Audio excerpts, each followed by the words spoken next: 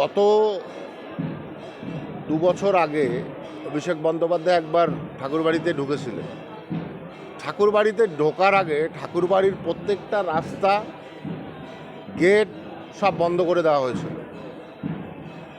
তা আমার প্রশ্ন হচ্ছে, অভিষেক বন্দ্যোপাধ্যায়ের এই যে ঔদ্ধত্য এবং পাশাপাশি পুলিশকে দিয়ে এই ঔদ্ধত্য দেখানো, এটারই প্রতিবাদ করেছিলাম আমরা, যে ঠাকুরবাড়িতে যদি আসতে হয় কারো, তার জন্য সব গেট দরজা বন্ধ হয়ে যাবে?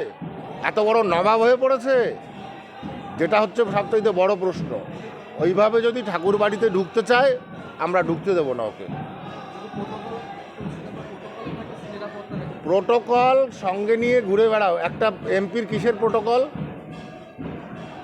একজন এমপি আসছে, গোটা কয়েক পুলিশ নিয়ে আসতে পারে, ঠিক আছে, সেটা সারা ঠাকুরবাড়ি, ঠিক আছে, নাকা চেকিং করে ব্লক করে দেওয়া, এটা একটা মন্ত্রীরও বাড়ি ভাবতে হবে। এটা একজনের মন্ত্রীরও বাড়ি, তার বাড়ি দিয়ে আসা যাওয়া থাকবে, তার বাড়ির রাস্তা গেট বন্ধ করা যাবে না। এরকম কোনো সিচুয়েশন হলে আমরা প্রতিবাদ করব। আমাদের বাধা দেওয়ার প্রশ্ন নেই, কিন্তু এখানে বেশি দাদাগিরি করতে এলেই সমস্যা, বেশি ভাও খেতে এলে সমস্যা। ঠাকুর বাড়িতে আসতে হবে, সাধারণ মানুষ হিসেবে, ভক্ত হিসেবে পুজো দিতে হবে। যদি কোনো কিছু বলার থাকে সে বলতেই পারে, সে বলে বেরিয়ে যাবে। এখানে এসে নাটক করে নিজের রংবাজি দেখাতে আসবে, ও সমস্ত কেউ মানবে না। সিকিউরিটি নিয়ে এবং রাজনৈতিক ক্ষমতা নিয়ে চেয়ারে বসে যে দম্ভ দেখাচ্ছে, আমি সুকেশ চৌধুরী ব্যক্তিগতভাবে বলছি, ওই চেয়ার এবং মন্ত্রিত্ব ছেড়ে মাঠে আসুক।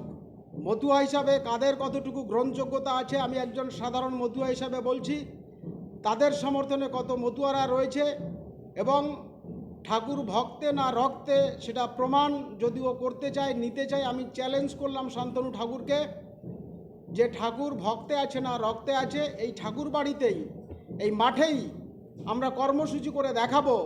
ও শুধু চেয়ার আর ওই সিকিউরিটি ছেড়ে আসুক। মতুয়া সমাজে কাদের কতটুকু গ্রহণযোগ্যতা রয়েছে, মতুয়াদের না এই বর্তমান প্রজন্মের ঠাকুর বংশের যারা রয়েছে, যারা রাজনৈতিক ক্ষমতাকে ব্যবহার করে ঠাকুর বাড়িটাকে নোংরা করছে, হরিগুরুচাঁদের আদর্শকে কুলসিত করছে, মতুয়াদেরকে কুলসিত করছে এবং হরিগুরুচাঁদকে মাটির সঙ্গে মিশিয়ে দিয়েছে ঠাকুর পরিবারের এই নোংরা রাজনীতি। অবিলম্বে এই রাজনীতি বন্ধ হওয়া দরকার, নাহলে আগামী দিনে মতুয়ারা আরও বৃহত্তর আন্দোলনে যাবে। আমরা আপামর মতুয়াদের পক্ষ থেকে চাই ঠাকুরবাড়ির এই নোংরা রাজনীতি বন্ধ হোক।